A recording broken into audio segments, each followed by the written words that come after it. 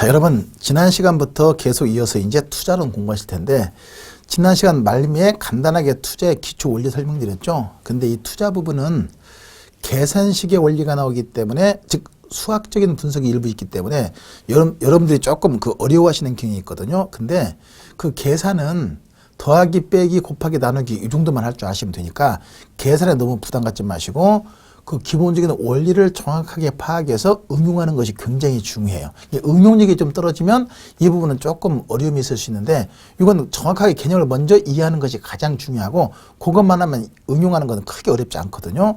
그렇게 응용이 안 되는 경우에는 보통 기본적인 원리 이해가 안 돼서 그런 것이니까 개념을 정확하게 파악하는 것이 굉장히 중요하거든요. 그리고 너무 부담 갖지 마시고 아주 가벼운 마음으로 내가 할 수 있다는 자신감을 가지고 공부하는 것이 굉장히 중요합니다. 자, 325페이지 보시면 부동산 투자의 위험과 수익 그랬는데 자, 부동산 투자의 의미를 지난번에 잠깐 보니까 부동산 투자는 이것은 장래 불확실한 수익을 위해서 현재 확실한 소비를 희생하는 것이 투자다. 따라서 투자는 소비의 희생으로부터 시작되되 그 소비의 희생의 대가는 수익으로 보상된다. 근데 이 수익은 투자가 이루어지자마자 바로 발생하는 것이라 일정한 기간 지난 후에 발생한다는 의미에서 시간에 대한 비용과 더불어서 근데 이 수익은 장래 일정 기간 후에 발생하기 때문에 확실한 것이 아니고 항상 불확실성이 내포되어 있는데 그 수익의 불확실성을 뭐라고 하냐면 위험이라고 하거든요. 그래서 위험에 대한 대가로 구성된다. 이것이 투자의 기본 개념이었거든요. 자, 그럼 그랬을 때 투자는 수익을 목적으로 하되 이 수익은 일정한 기간이 지난 다음에 발생하면서 항상 불확실성이 내포되어 있으면서 그 위험에 대한 비용으로 통상 구성되어 있는데 그랬을 때 이제 투자의 위험이 어떤 것이 있느냐 하는 것이 중요한데 먼저 위험의 개념을 보면 위험은 수익의 불확실성 또는 손실의 가능성 또는 실현된 결과가 예상했던 결과로부터 벗어날 가능성 이것을 위험이라 그래요. 그것이 325페이지 2번에 1번에 3번 보시면 따라서 투자 위험이란 미래 불확실성 때문에 투자로부터 기대되는 현금 흐름의 정확한 예측이 어렵다는 것을 의미한다. 따라서 위험이란 실현된 결과가 예상한 결과로부터 벗어날 가능성 이것을 위험이라고 한다. 실현된 결과가 예상한 결과로부터 벗어날 가능성 이것을 위험. 자, 그러면 위험은 말 그대로 수익의 불확실성을 의미하는데 그러면 이렇게 불확실성에 나타나는 원인이 뭐냐에 따라서 위험의 유형이 크게 6가지 구분되거든요. 그것이 이제 여러분들 교재 325페이지 하단부터 해서 사업상의 위험, 금융상의 위험, 넘어가면서 법적인 위험, 그리고 인플레 위험, 유동성 위험, 관리 위험 구분되는데 자, 먼저 그 위험이 어떤 것인가 하는 거 확인하는 거 이거 제법 중요하거든요. 먼저 사업상의 위험은 투자 사업 자체의 수익성이 떨어져서 발생하는 위험 이것이 사업상의 위험. 투자 사업 자체의 수익성에 따른 위험. 한마디로 장사가 잘 안 돼서 사업이 잘 안 돼서 발생하는 위험 이것이 사업상의 위험인데 그러면 그 수익성에 떨어뜨리는 원인이 뭐냐에 따라서 시장이 불확실해서 시장 위험. 시장이 불확실하면 당연히 어때요? 수익이 제대로 발생하지 않고 장사가 안 될 수 있잖아요. 또 운영을 잘못해서 운영 위험. 그리고 위치가 너무 안 좋아. 특히 부동산은 부동성 때문에 위치를 잘못 정하면 제대로 분양이 안 되고 수익이 발생하지 않을 수 있잖아요. 이것이 바로 위치적 위험. 특히 위치적 위험은 부동산의 경우에 부동성 때문에 특히 더 강하게 발생하는 위험. 이것이 위치적인 위험이다. 해서 사업상의 위험은 크게 3가지로 구성된다. 다시 한번 정리. 사업상의 위험은 투자 사업 자체 수익성이 떨어져서 발생하는 위험인데 그 수익성을 떨어뜨리는 원인이 뭐냐에 따라서 시장이 불확실해서 시장 위험, 운영을 잘못해서 운영 위험, 위치가 너무 안 좋아서 위치적 위험 해서 3가지로 구성된다 하는 것이고 두 번째는 이제 금융상의 위험. 간단하게 원리만 금융상의 위험은 부동산 투자에는 자 부동산에 투자한다는 것은 부동산을 사는 것이고 근데 부동산은 일반재화에 비해서 가격이 워낙에 비싸기 때문에 내 돈만 가지고 투자하지 않고 은행에서 대출받아 투자하되 은행에서 대출받아 투자하는 과정에서 나타난 여러 가지 불확실성 이것이 바로 금융상의 위험. 근데 그 금융상의 위험은 바로 지렛대 효과를 같이 설명드리는 것이 있거든요. 이거 조금 이따 유형 내용 확인한 다음에 다시 한번 설명드릴 테니까 여기서는 그냥 의미만 간단하게 먼저 확인하시고, 그 다음에 세 번째는 법적인 위험. 자, 법적인 위험은 여러 가지 법적 환경 변화에 따른 여러 가지 위험들, 화폐 정책이나 재정 정책의 변화에 따른 여러 가지 위험들. 예를 들어서 임대 사업을 하기 위해서 임대주택에 투자했는데 갑자기 임대료 통제 정책이 시행됐다. 그러면 제대로 임대료를 받을 수가 없으면서 수익성이 떨어질 수 있죠. 이렇게 해서 정책이나 규제, 특히 부동산 수익은 정책이나 규제의 영향을 많이 받거든요. 그래서 이런 정책이나 규제의 변화에 따라서 나타나는 위험, 이것이 법적인 위험, 이렇게 보시면 되고, 그 다음에 인플레 위험은 인플레가 발생하게 되면 당연히 부동산 투자에 있어서 실질적인 부동산의 가치가 하락할 수 있거든요. 인플레이션은 보통 어떻게 해석하냐면 인플레이션 하게 되면 화폐 가치가 하락한다 이 말이죠. 그죠?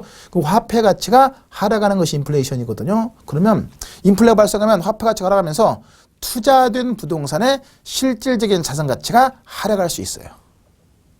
이게 작년에 1억 주고 샀는데 지금도 1억이다. 그럼 명목상으로는 가치 변화가 없어요. 그렇지만 이 기간 동안에 인플레가 10% 발생했다. 그럼 화폐 가치가 10%가 하락한 것이기 때문에 명목상의 가치는 변화가 없어도 실질적인 자산 가치는 그만큼 10% 하락한 것이 되거든요. 이렇게 해서 발생하는 게 바로 인플레 위험. 근데 부동산은 인플레에 강하다는 그런 성격이 있더라. 즉 인플레가 10% 발생하면 그 가격 이상으로 상승하는 경향이 있더라. 그러나 인플레가 발생한다고 해서 모든 부동산의 가격이 다 상승하는 것은 아니기 때문에 일단 인플레가 발생하면 위험 요소로 작용하는 것이거든요. 이것이 인플레 위험 이렇게 되는 것이고, 또 인플레가 발생하면 그만큼 위험이 커지면서 요구하는 수익이 커지면서 그만큼 부동산의 투자 가치가 하락하게 되거든요. 이것도 인플레 위험으로 보는 것이고, 그 다음에 유동성 위험은 이것은 빈번한 거래가 발생하지 않으면서 발생하는 위험, 이것이 유동성 위험.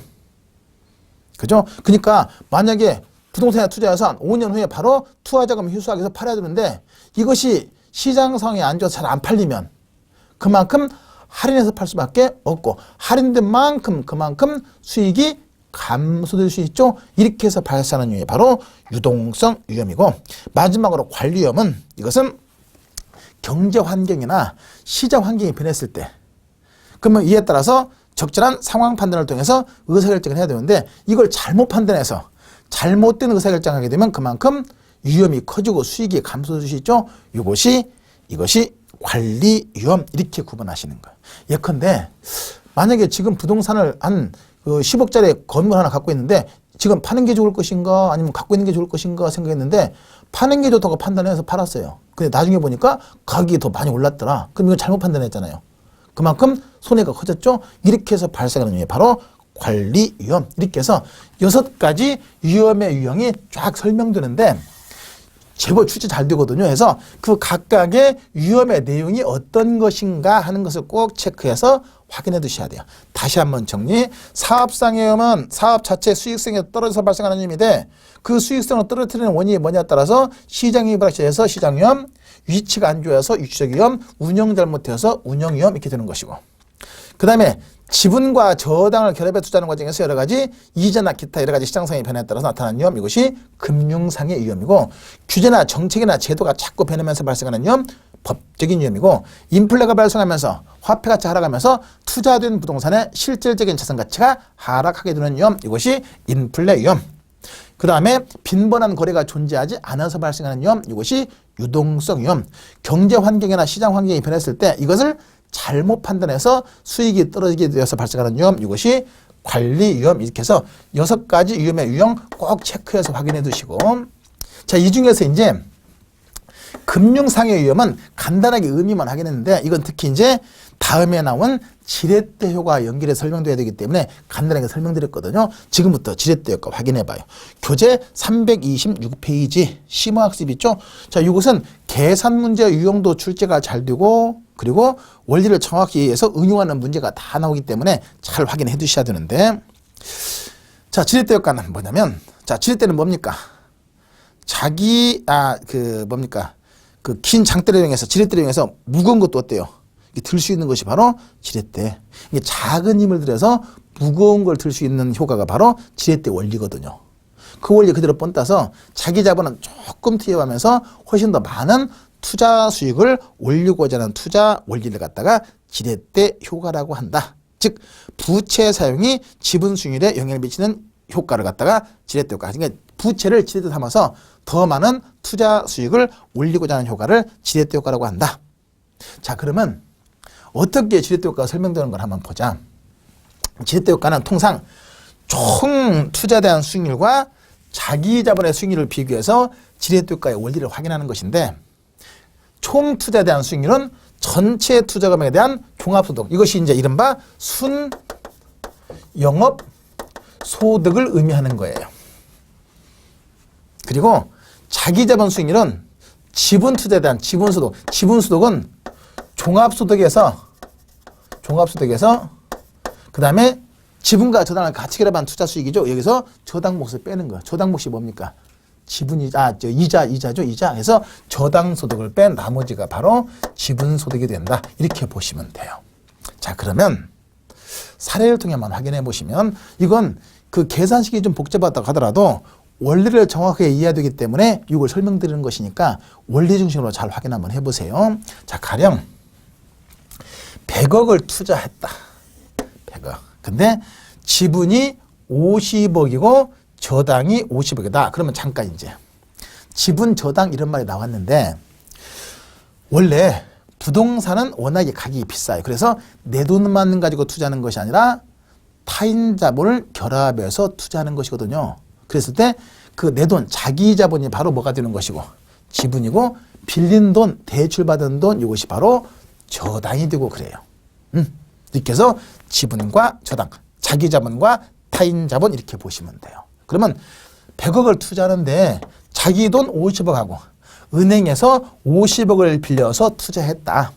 근데 은행에서 50억 빌릴 때 이자율이 10%로 빌렸다. 요즘에 20%가 어디 있어요? 근데 이제 계산을 쉽게 하기 위해서 뭐 3.5% 그러면 계산이 어려워지니까 그냥 원리만 확인하기 위해서, 그리고 100억을 투자했는데 20억의 전체적인 순수익이 예상된다고 가정해봐요.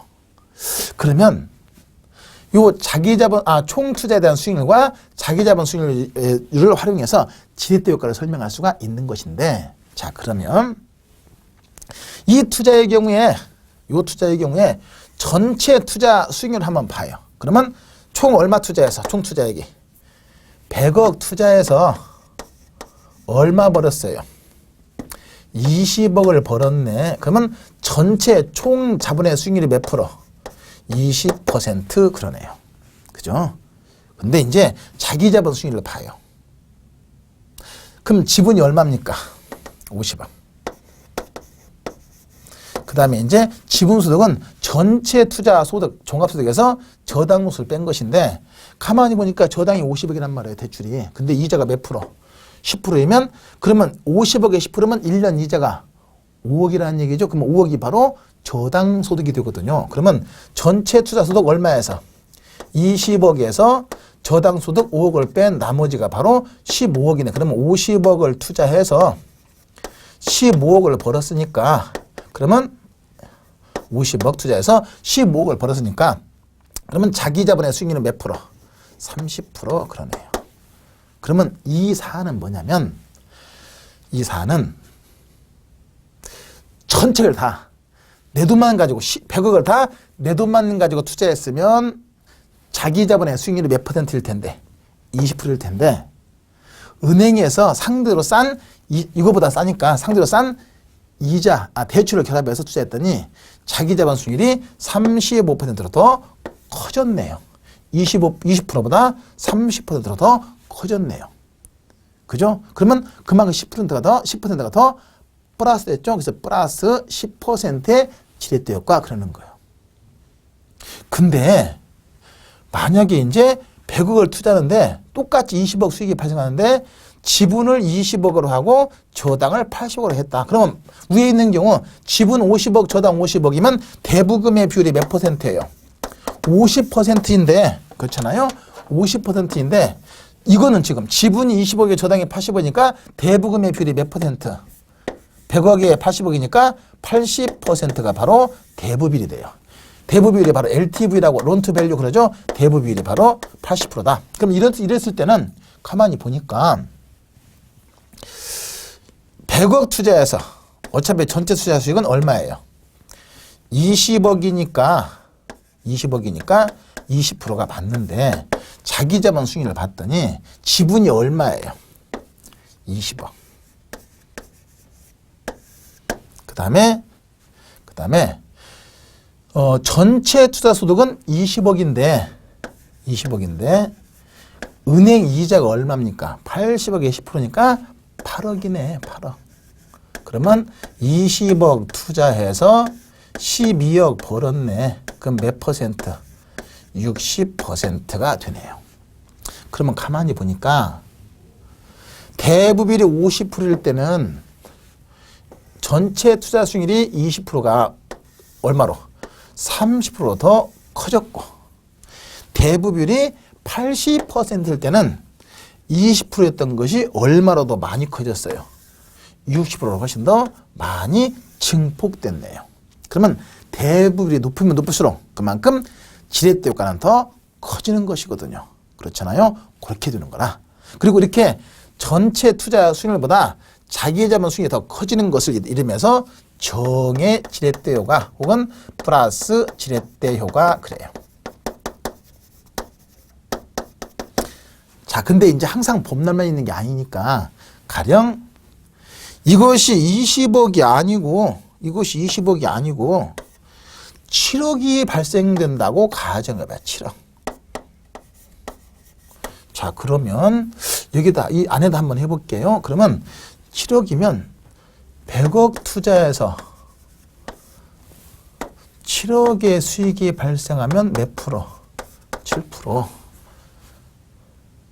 근데 여기 보니까 얼마 투자해서 50억 투자해서 벌은 것은 얼마예요? 7억인데 이자가 얼마? 5억이네.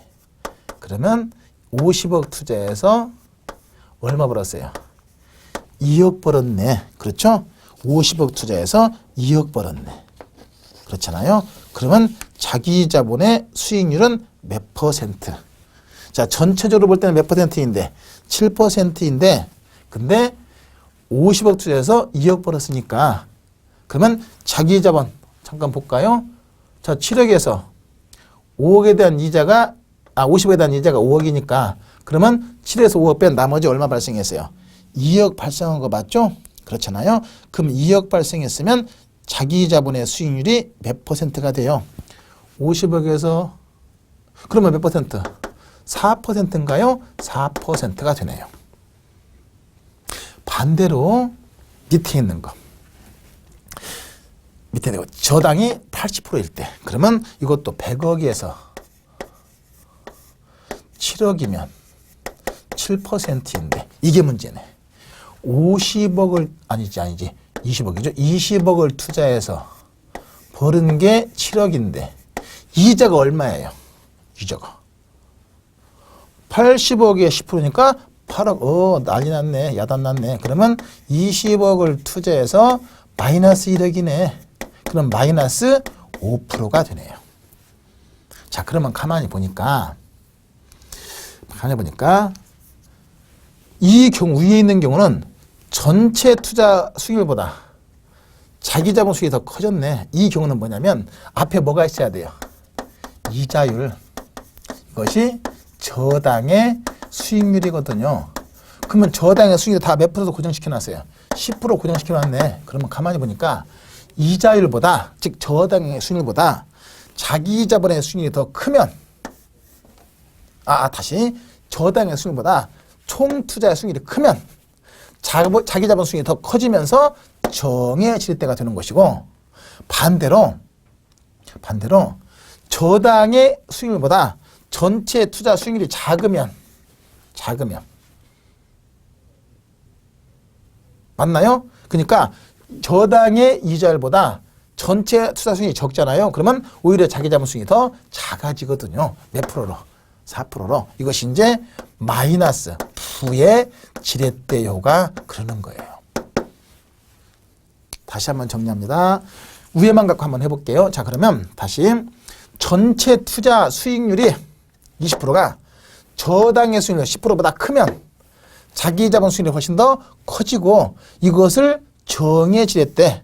그럼 이것은 어떻게 해석하냐면 100억을 다 내 돈만 가지고 투자했으면 몇 %일 텐데 20%일 텐데 상대로 싼 저당을 결합해 투자했더니 자기 자본 수익률이 30%로 늘어났죠. 10% 플러스 됐죠. 이것이 플러스 10%의 지렛대가 되는 것이고 반대로 저당의 수익률보다 이자율보다 자기 자본 수익이 작았네 지금 보니까 그죠? 이건 10%인데 이건 7%가 되는 것이니까 그랬더니 자기 자본 수익이 훨씬 더 작아졌네요. 그러면 이 경우는 100억을 다 내 돈만 가지고 투자했으면 7% 얻을 수 있는데 상대로 비싼 이자 주고 투자했더니 자기 자본 수익이 4%로 더 감소했네요.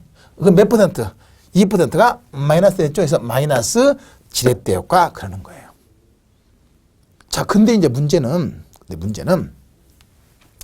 이때는 대부비율이 몇 %일 때고 50%일 때 이렇게 증가하고 이렇게 감소했는데 대부비율이 80%가 되니까 저당의 비율을 높이니까 증가폭도 어떻고 크고 감소폭도 크네요. 그죠? 그 얘기는 보통 저당을 결합할 때 저당의 비율을 높이면 높일수록 그만큼 지렛대 증폭 효과는 더 커진다.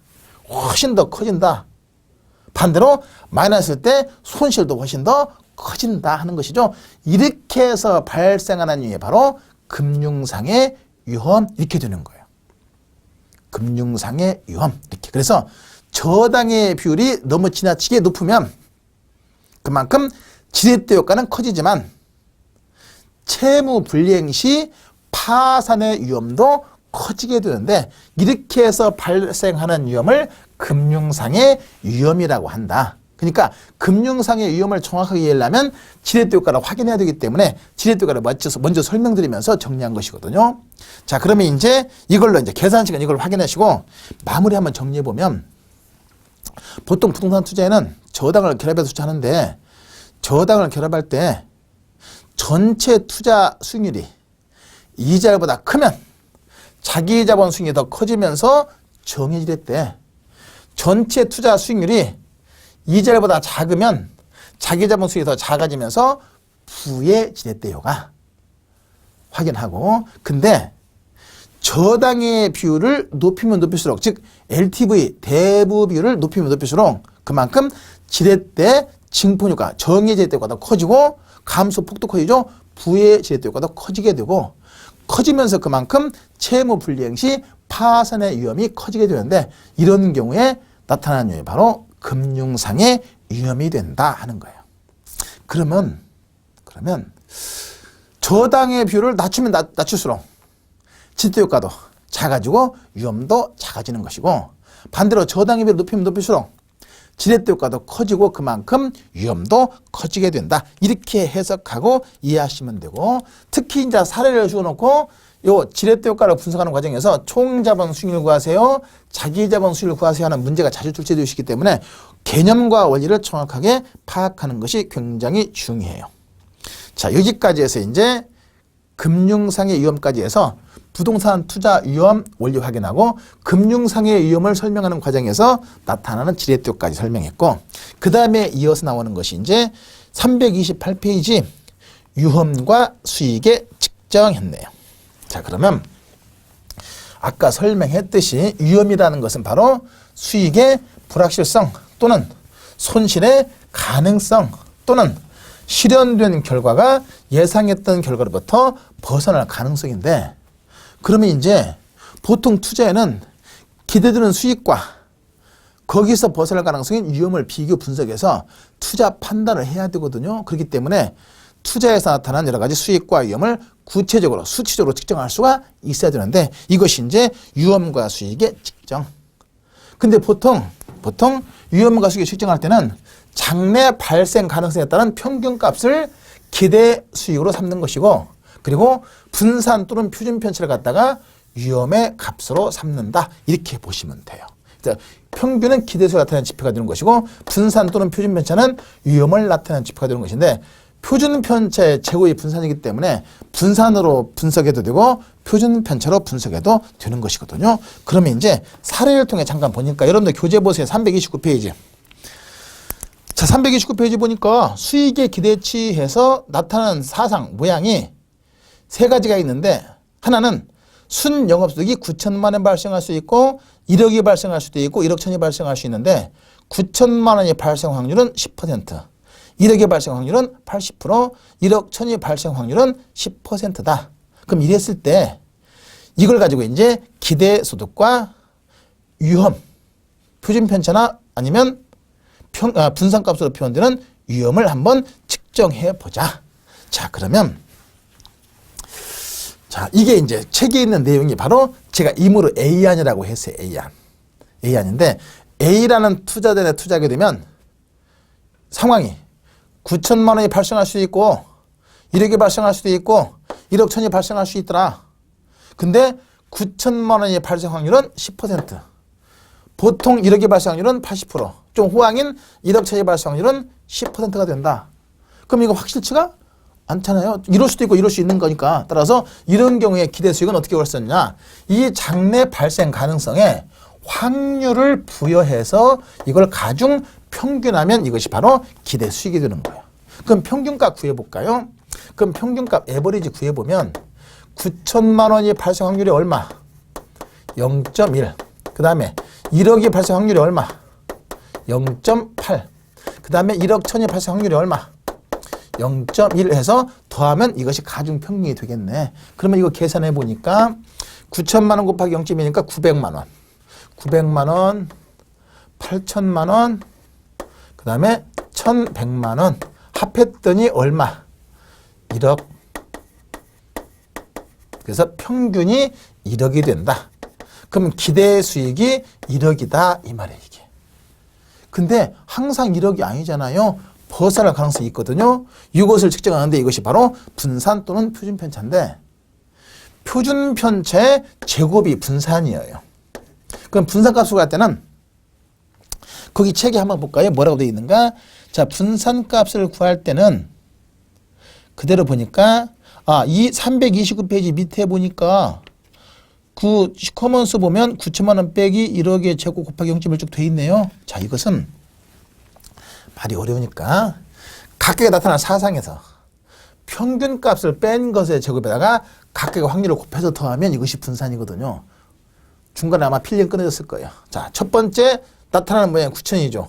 자, 만은 나중에 한꺼번에 붙이면 되니까 놔두고 그러면 첫 번째 변수가 9천만 원 곱하기 평균이 얼마예요? 1억이죠. 만 원이죠. 만을 뺀 것에 제곱 곱하기 0.1 더하기 두 번째가 만에서 만을 뺀 것에 제곱 곱하기 0.8 그 다음에 만천에서 만을 뺀 것에 제곱 곱하기 0.1 하면 돼요. 그러면 이걸 곱했더니 마이너스 1000이잖아요. 마이너스 1000의 제곱이면 얼마예요? 마이너스 1000 곱하기 마이너스 1000 하니까 마이너스는 플러스가 되니까 1000 곱하기 1000이니까 100만이죠. 100만 곱하기 0.1 했더니 10만. 이것은 제로. 만에서 만 뺐으니까. 그리고 이것은 만에서 1000 빼니까 1000이죠. 1000의 제곱은 100만이고 곱하기 0.1 했더니 10만. 합했더니 얼마? 20만. 이거 다 만의 제곱, 만을 8번, 동그라미 8개 더 곱해야 되는데 너무 커지니까. 이것이 이제 분산값이고, 여기다 이제 뭘 씌우면 돼요? 루트를 딱 씌우면 이것이 바로 표준 편차가 되거든요. 그럼 계산기 쓰실 때 20만 누른 다음에 루트를 한번 탁 눌러주시면 돼요. 그럼 얼마 나와요? 447.2가 나오거든요. 거기다가 이제 그동안 떼놨던 만을 딱 붙이면 돼요. 이것이 바로 표준 편차가 되는 거예요. 이것이 뭐이고? 평균. 그러면 A에 투자하면 평균 얼마, 기대 수익은 얼마이고 1억이고 여기서 벗어날 가능성인 표준 편차 값이 이만큼이 된다. 위험의 값이 이만큼이 된다. 상하로 447만 2천 동에 2천 정도의 편차가 발생한다 하는 것이거든요. 이렇게 계산하는 것이 바로 이제 위험과 수익의 측정 방법인데, 자, 책에는 329페이지의 내용으로 해서 그대로 확인되고 있는데, 자, 근데 이제 이것만 하지 말고 이제 비교, 원리를 정확하게 이해하기 위해서 비교하기 위해서 비안을 한번 봐요. 비안. 여기 옮겼을까요? 거기 보니까 이건 제가 임으로 만든 거예요. 자, 비안을 보니까 8천만 원이 발생 확률이 얼마이고 0.2. 그 다음에 9천만 원 발생 확률도 0.2. 1억이 발생 확률도 0.2. 1억 천이 발생 확률도 0.2. 1억 2천 발생 확률도 0.2. 자, 그러면 이런 경우에 이제 평균값 한번 구해보자.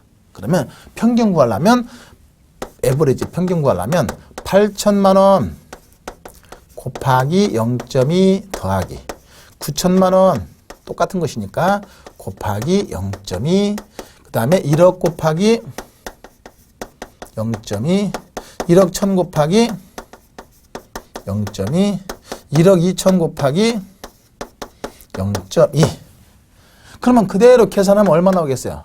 그냥 똑같이 0.2니까 합해서 5로 나눠도 되는 것이거든요. 그러면 그대로 한번 계산해 보시면 1억이 딱 나올 거예요. 그럼 평균은 1억이 돼요. 그러면 A의 투자에도 기대 수익이 얼마이고 1억이고 B의 투자에도 기대 수익이 1억이고 그래요. 그러면 기대 수익은 똑같네. 문제는 이제 위험의 값이 문제인데, 자, 표준 편차 한번 구해 볼까요? 자, 표준 편차의 제곱이 분산이니까 분산은 첫 번째 변수 8천에서 만을 뺀 것의 제곱, 평균이 1억이 만은 떼놨으니까 이것의 제곱 곱하기 0.2. 두 번째 9천에서 만을 뺀 것의 제곱 곱하기 0.2. 그 다음에 만에서 만을 뺀 것의 제곱 곱하기 0.2. 그 다음에 더하기 만천에서 만을 뺀 것의 제곱 곱하기 0.2. 그 다음에 마지막으로 12,000에서 만을 뺀 것의 제곱 곱하기 0.2. 자, 그러면 8,000에서 만을 빼면 마이너스 2,000이죠. 2,000의 제곱이면 2,000 곱하기 2,000이니까 2는 4, 400만이죠. 400만 곱하기 0.2 하니까 80만이 되겠네요. 80만. 그 다음에 9천에서 만 빼면 1,000이죠. 1,000의 제곱 그러면 100만. 100만 곱하기 0.2 하니까 20만. 이건 제로. 또 이건 1,000의 제곱이니까 100만 곱하기 0.2 하니까 20만. 이건 2,000이죠. 2,000의 제곱이면 400만이잖아요. 400만 곱하기 0.2 하니까 80만. 합했더니 얼마? 200만. 80 더하기 20, 80 더하기 20 했으니까 200만. 거기다 루트를 딱 씌웠더니 얼마 나와요? 1414점. 계산기 한번 눌러보면 돼. 계산기를 누를 때는 그냥 계산기에다가 200만을 누른 다음에 그 다음에 루트를 한번 탁 눌러주면 되거든요. 그러면 1414만 2천원. 거기다가 만을 딱 붙이면 돼요. 그러면 가만히 보니까 A와 B를 봤더니 A와 B는 기대수익은 어때요? 똑같네. 근데 이게 훨씬 더 위험이 크네요. 만약에 C안이 있을 때는 C안은 1억이, 1억이 발생하는 확률이 다 100%다. 그럼 항상 1억이 발생한다. 그럼 평균도 1억이고 전혀 어때요?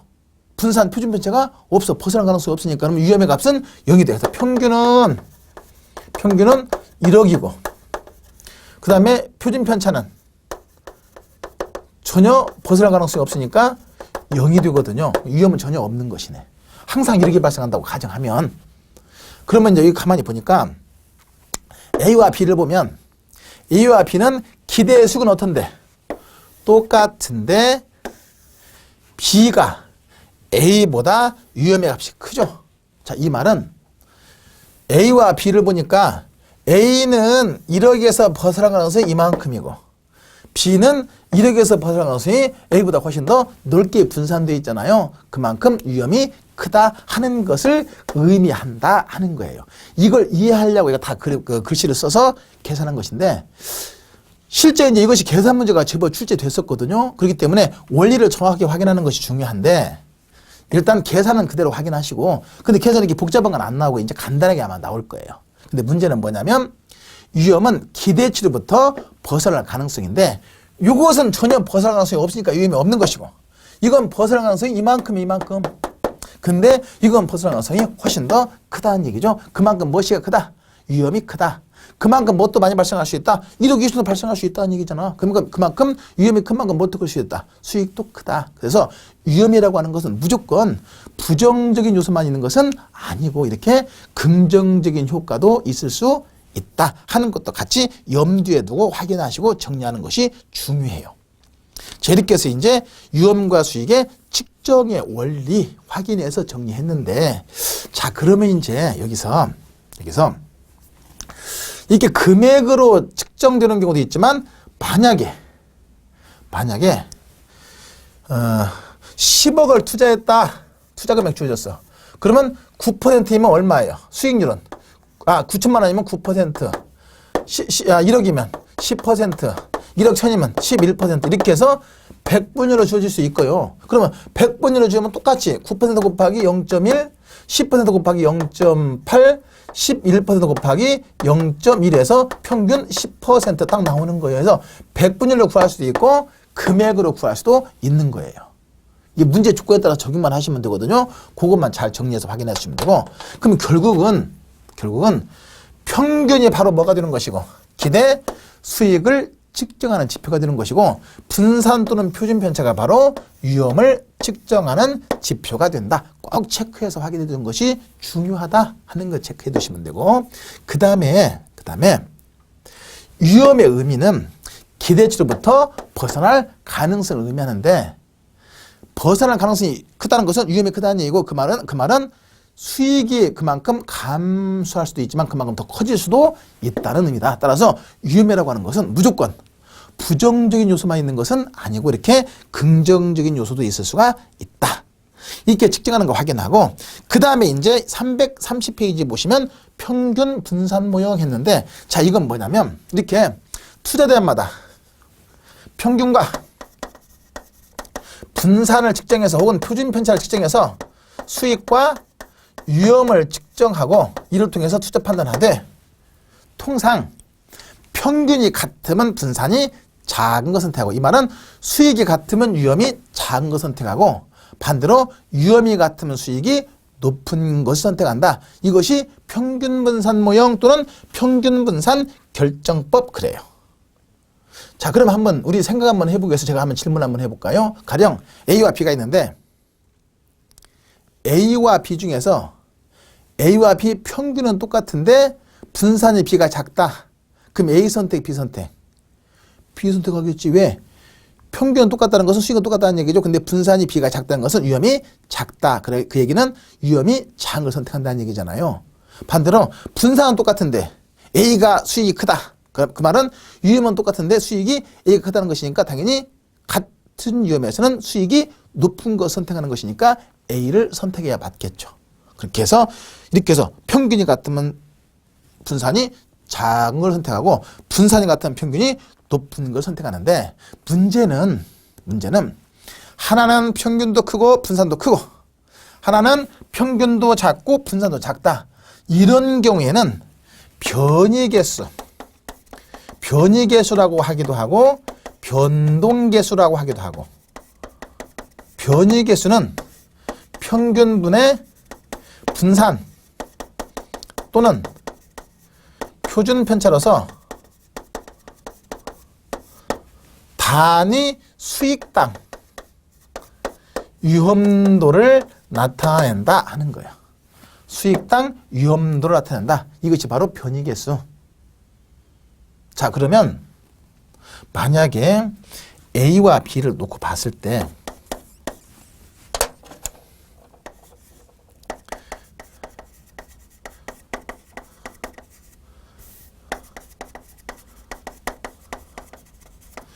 A는 평균이 10%, 10이고 분산은 만약에 6이다. B는 평균은 20이고 분산은 10이다. 그러면 A와 B를 봤을 때 A는 B보다 평균도 작고 분산도 작고 B는 A보다 평균도 높고 분산도 크다. 그럼 이럴 때는 A가 좋다 아니면 B가 좋다 하는 것을 판단하기가 어렵더라. 그렇잖아요. 따라서 이때는 이제 변이계수를 사용하면 가능할 수 있는데, 자, A는 변이계수가 평균분의 분산이니까 얼마? 10분의 6 그러면 0.6이고 B는요 20분의 10 그러면 0.5. 그럼 이건 0.6이고 이건 0.5네요. 그러면 당연히 변이계수가 낮을수록 위험도가, 상대 위험도가 낮아서 선호되는 것이죠. 그럼 당연히 A 선택, B 선택. 당연히 B 선택하겠지. 맞죠? 왜냐하면 수익당 위험도, 즉 상대 위험도가 낮은 것일수록 더 선호되는 것이니까. 그래서 변이계수는 평균분의 분산으로서 수익당 위험도로서 상대적 위험도를 의미한다. 그리고 변이계수가 낮을수록 상대적 위험도가 낮아서 더 선호된다 하는 것을 얘기하는 거야. 추가 수익당 위험도를 의미한다 하는 것이니까 위험도가 낮을수록 더 선호되는 것이니까 따라서 변이계수가 낮을수록 그만큼 더 선호된다. 이렇게 해서 변이계수까지 확인하시는 거. 자, 그럼 다시 한번 정리해보면 평균과 분산을 분석해서 수익과 위험을 측정하고 투자 판단하되 통상 평균이 같으면 분산이 작은 걸 선택하고 분산이 같으면 평균이 높은 걸 선택한다. 이것이 평균 분산 모형인데 근데 하나는 평균도 작고 분산도 작고 하나는 평균도 크고 분산도 크다. 이런 경우는 단순히 평균 분산법으로 판단하기가 어렵고 변이계수로 판단할 수 있는데 변이계수는 평균분의 분산으로서 수익당 위험도로 나타난다. 즉 상대의 위험도를 의미한다. 그리고 변이계수가 낮을수록 상대적 위험도가 낮아서 더 선호된다. 여기까지 딱 정리하시면 돼요. 자, 이렇게 해서 이제 위험과 수익의 측정까지 확인했고 다음 시간에 이제 위험과 수익의 관계와 위험의 처리 방법 등 여러 가지 위험과 수익의 유형들 설명드립니다. 자, 수고했습니다.